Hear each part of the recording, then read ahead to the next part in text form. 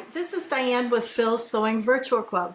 Today I'm going to show you some of the features that are part of the Pfaff Creative Icon 2 machine. This is a sewing and embroidery machine, okay? And so what we're going to do, I'm going to just jump right in and show you some of these wonderful features that do come with this machine itself. First thing we're going to work on, I'm going to scan a piece of fabric, okay? With the scan of the fabric, bring it in, show you, and we're going to use this for placement of a design, showing you how easy it is to do this scan as well, okay? So first things first, we have to hoop our fabric, okay? I use the 120 by 120 hoop, okay? Hoop it using a piece of tearaway stabilizer on the back side, okay? Then what I'm going to do is I'm going to go ahead and I'm going to attach the hoop to the frame. It just slides right on in and it clicks. When you hear that click, it means that it's positioned correctly, okay? Now what I'm going to do is I'm going to come into my hoop options. And under the hoop options, it shows you all the hoops that are available and will work with this particular machine itself. Okay. So it starts out with the 80 by 80, which is a petite square hoop. Not all these hoops come with the machine, but we're gonna cover some of the hoops or the 120 by 120 hoop today in this particular video. Now what we're going to do is select the hoop that we're going to be using. So we've already determined that it's the 120 by 120 hoop. So I'm going to scroll up here, select 120 by 120, say OK to it. Oops, should have gone back in here and start the hoop scan. It says scan hoop. Touch OK to start the hoop scan process. Say OK to it.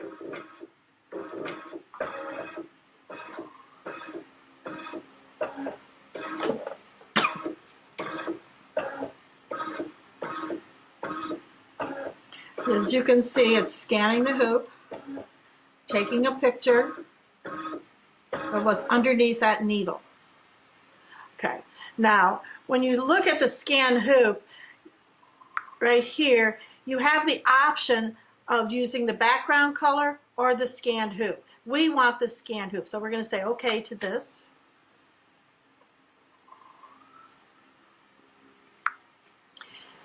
And what happens then, the scan appears on your workspace. This actually did a great job with scanning. One thing that I found was very helpful was I took the presser foot or the embroidery foot off the machine itself, okay? But since then, there's been a new upgrade that has come out with this particular machine. That upgrade number is number 685.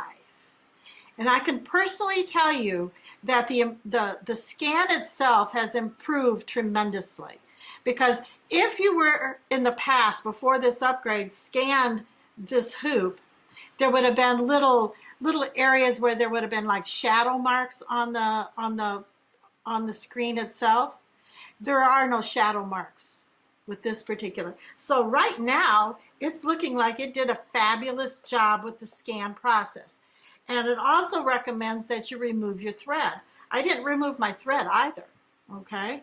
I left it all on there to see how this scan would come about, and I think it did a pretty darn good job. So what we're going to do is I'm going to start over and I'm going to remove that embroidery foot, and I'm also going to remove the thread just to show you how that looks.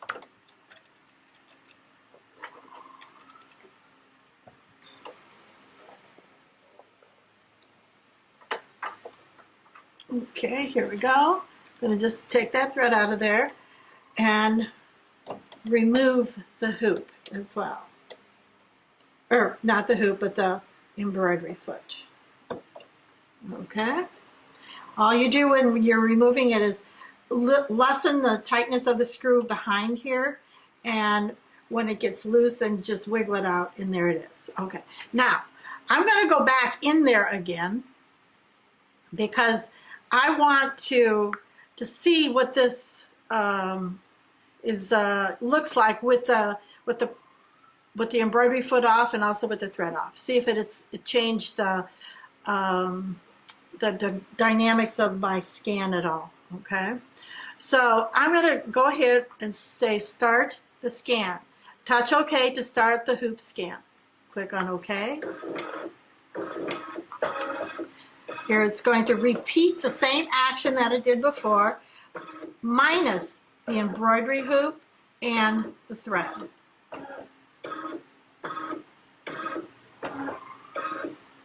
And it does a really quick process or quick scan there. We're going to come back over to the scan, make sure that our scanned hoop is check marked off, say OK to it, and then get out of here. Anytime you activate any of the icons or you open them up and you don't know how to get out of them, you just click on them one more time and then it closes them up. Okay.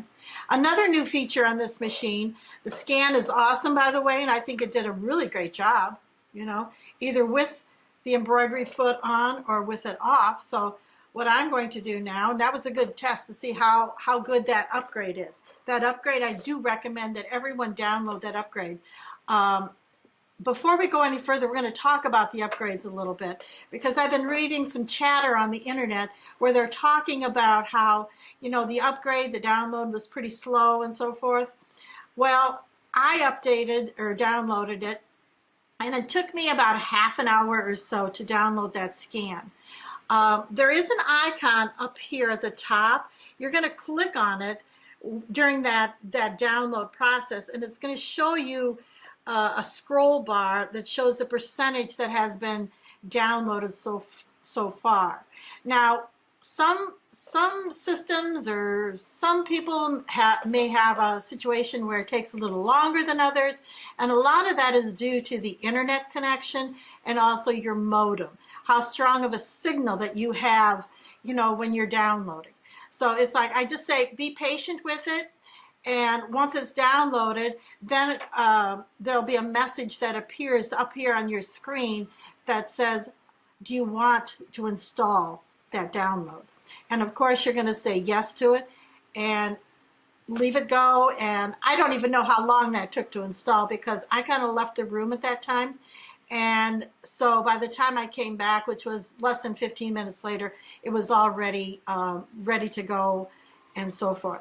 So what it does then, when it installs it, it installs that new program or that new upgrade, and then it'll automatically turn your machine off. So it'll power it off so that, you know, it's willing to accept all those new updates or upgrades, I should say, that are part of that download, and then it'll power it back on again, and then you'll be ready to go.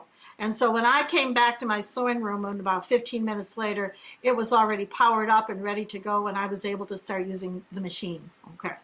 So next thing is, okay, we're going to embroider a design, a little dragonfly similar to that one, and we're going to position it right in there. But before we do that, we're going to go ahead and put our embroidery foot back on. Now, putting the embroidery foot back on is a little bit different, and you might have to lower your needle a little bit.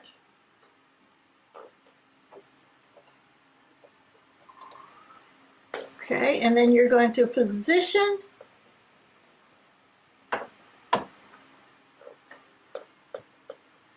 you're going to slide it into that opening. There's a slot back there that you're going to slide that little pin into, okay? And once you get that pin slid in there, making sure that there's no gaps between this area. There is a little one there, but you have to make sure that your connection is really on there tight. And then you tighten down that screw. I'm going to raise my presser foot. Here, we'll raise it over here. Okay. Okay, there we go. And then I'm going to rethread, but I'm not going to rethread until I pick my design. So so that I know what kind of colors I'm going to be searching for. Okay, so over here on your side is a little toolbar, and the designs that are built into the machine itself are located over here under this little, I'm going to call it a little flower or a daisy. I don't know what the technical name is for that, but I'm going to call it a little daisy. Okay, up on the top is the heading of where all your designs are loaded under, like Pfaff exclusives, flowers and leaves, birds and insects, quilt, kitchen, children's, and then there's the last category, which is a mini category. Okay, under the mini category, tap on that again, and then I'm going to scroll down until I find that butterfly, or dragonfly, not butterfly. And you're just using your finger. I also have one of these little stylus that I was using as well, and it works pretty good too. Okay, it's kind of depends upon what you're used to using. So if you've got an iPad and you have one of these little guys, this might be the way to go. But I do have to say one thing, that the Apple stylus does not work on this machine. Okay, so I just have a one with a little rubber tip on it. Design number 105 is my dragonfly. So what I did is I tapped on it, and so normally it's like holding it up for a long hold, and it'll bring it onto the machine itself or onto your workspace. Now what you can do, you can bring it up. Since you can see where what your fabric looks like, you can reposition it wherever you like. Okay? Now you can also rotate, so if you want to rotate it, using this little handle right here, we'll rotate it ever so slightly. Okay. Another thing I want to do is I want to duplicate it, because I have another opening right up in here that I want to place the second little dragonfly. So if I hold on a double hold, long hold, and then you get a list of options. You can duplicate, multiple duplicate, mirror side to side, end to end. You can turn your grid on and off, delete it if you don't need it, you know, and so forth. But I'm going to duplicate it one time. So then it duplicated it. It puts a second one on the screen. Okay. Now what I'm going to do with this time, I'm going to rotate it this direction. Okay. I think that's pretty cool, pretty good. So now, since I have two of the same kind, they all have the same colors. So I'm going to come into my my sequence view, and it's going to break it down into, you know, showing me that I have two butterflies. Okay. So I'm going to say everything looks good there. Now I want to embroider it out. Okay. The next fun project is to click, or the next option down on the bottom. This is new on the icon 2, where all of your icons are labeled with a name, okay? So it helps to identify which icon you're going to be choosing and working with. I want to go to the stitch out, so I'm going to click on the Go button. Takes me into this screen, which is, it says, Welcome to Embroidery Stitch Out mode, okay? In here, it's going to identify different functions, and maybe some of these functions you set them up as a default in your main menu where you set your defaults and so forth. But anyway, this one here, it says to attach the needle plate. It's a single needle plate, single hole needle plate, which is already selected. We have it on here already. Okay. It also identifies that I'm using a square 120 by 120 hoop, and we've already set it up for that way. And since the AI function is working for me, it knows everything that I've attached and so forth, and so it identifies it within this area and also up on the other area that you'll see in a second. Okay, I want to sort and I want to merge. Okay, by sorting and merging, I have two butterflies. Both of them have the exact same colors, and so I want them to stitch out at the exact same time, each of the colors. So I want to sort them and merge them so that that action happens. That's increasing my, or lessening the embroidery time that I have. Otherwise, I'd have to change threads three different times. Okay. Scroll down, and you got your automatic thread cutter is checked off, so that's all good. We could do a base around the design, but right now, since it's a smaller hoop, and I think that will be okay without basing, so we're going to let that option go. Click OK to it. It takes us back to that area where the design is. Right here, again, is my stitch out options. I'm going to move that off to the side over here. Okay, and you can move that a little. Oops, I'm moving the stitch out area. You can also move that too, as you can see. Okay, so it's going to show you the designs that we're going to be embroidering out. Okay. Next thing is we're going to select our first color. Since I want my wings to be a teal color, I'm going to go ahead and thread my needle. Okay, so I'm going to follow the threading path, bring it down, come up, circle around.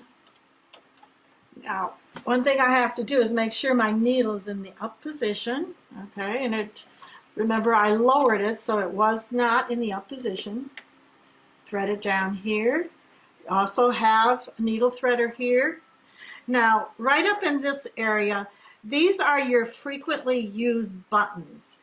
And so with that, they put them so that you can easily access them and utilize them. So I need to thread my needle. Go ahead, thread the needle. It's all done, ready to go. Now the next thing is just starting it out. So I can go ahead and push my start button right here.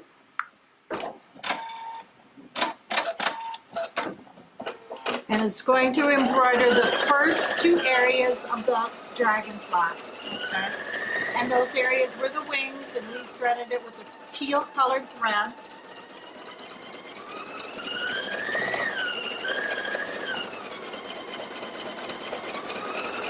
Our speed control is over here on the side, so if you want to slow it up or speeden up the whole process, you can do that as well by sliding it either backwards, which is speeding it up, and forward, which is making it go slower. Notice it just jumped to the other wings. So I didn't have to change any of the threads. So I'm utilizing the same color thread.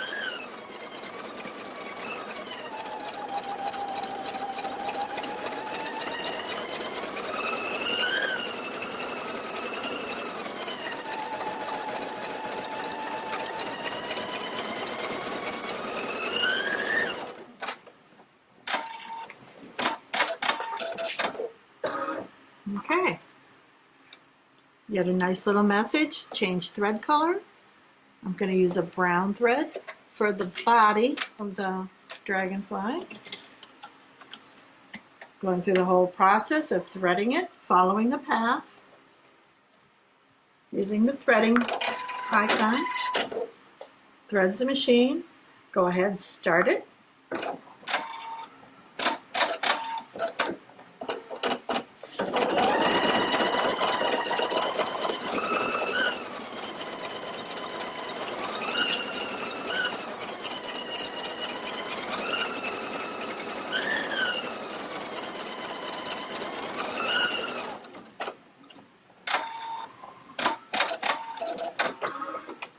Notice how it jumps to the next area for the second butterfly. I should say, I keep saying butterfly, but I know it's a dragonfly.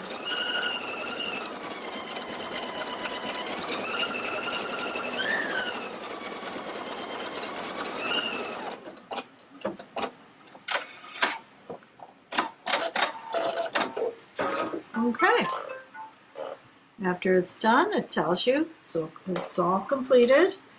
Okay, now that it's completed, I'm going to remove the hoop from the unit, and that's just as simple as pushing down on this little button right here. It releases the hoop, and then pulling the hoop out. So it slides along the little path back in there. Okay, and so here is our embroidered little dragonflies, you know. Now, you might be asking, well, where and why would I use this particular feature? Well, it's great for fabrics such as this. You could also use this on pockets. So if you want a precise placement of your design just above your pocket, that would be a perfect use of it. For quilting is a great use of it as well. So if you're into embroidering your quilts, it's a nice scan, so you can scan the area in your hoop. And of course, you're able to use larger hoops as well. So this one was the 120 by 120 hoop, but there's also other hoops that you can utilize and scan. Granted, with a larger hoop, it's going to take a little bit longer for that scan to happen, but you know, that's all doable with this particular machine. Another thing that I wanted to touch base with you on was the bobbin that we used, the bobbin thread that we used. Okay, in this situation, I actually found some pre-wound bobbins at Larry's store in Washington, Missouri, and it's a packet of 12 of them, and they're pre-wound icon bobbins, and it comes in white thread, and it also comes in black thread. So I used the white bobbin thread, and I popped that into the bobbin case, and that worked out beautiful. Okay. With the machine, you also get a nice set of bobbins, empty bobbins, that are meant exactly for this machine and this machine only. Okay. Well, I should say for this Pfaff brand. Okay. They have the word Pfaff on the top of them, and you put them in, you know, there's a specific path that you put them in. So I'm going to take out the bobbin that I have in there right now, which you'll see it's the pre-wound bobbin. You have to, after you wind this, you have to put it face, you know, with the Pfaff name facing upward. Okay. If you put it any other way in there, in that or in the bobbin case, it will not accept it. Okay. So there's only one way you can put it in there. And of course, you're going to just follow the path with your bobbin thread as well. Okay, and then close it up with your little bobbin cover. Okay. But anyway, I just wanted to make sure you understood about the bobbin that was utilized for this particular project. Okay. So any of these projects, the machine, the bobbins, the stabilizer, the threads, any of these products, you know, you can find at Larry and Annette's store in Washington, Missouri. So until next time, I had a lot of fun showing this to you, and I'm very excited about this machine.